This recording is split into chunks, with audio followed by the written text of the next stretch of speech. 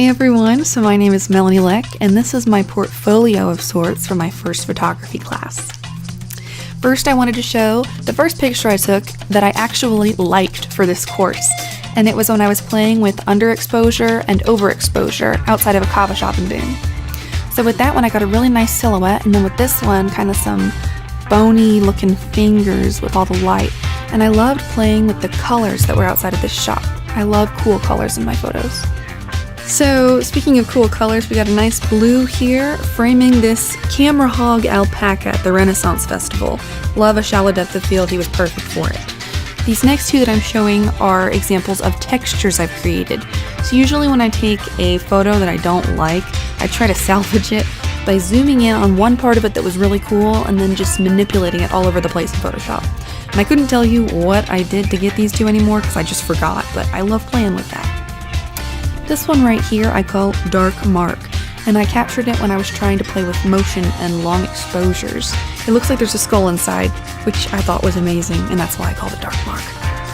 This is another one that I had fun with in Photoshop because I didn't like the way that the whole photo turned out, but I called it Hands, not really creatively, and I love the colors that are working there. Right here is my first light painting photo that turned out well as well. And once I got better at that, Alex helped me with this one. We started doing some really cool drawings, and this took so long because Patrick's head kept being too big and the face was down in his belly button and stuff, but it worked out. This one I also wanted to show because it was my first action motion that I pan motion that I finally got to work.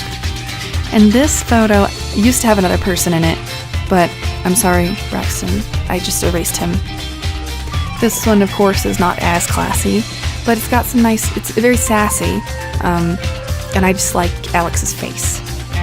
This is another shallow depth of field photo that I like, and it was the first one where I really finally got the focus right. I had so much trouble with focusing, and I finally figured it out.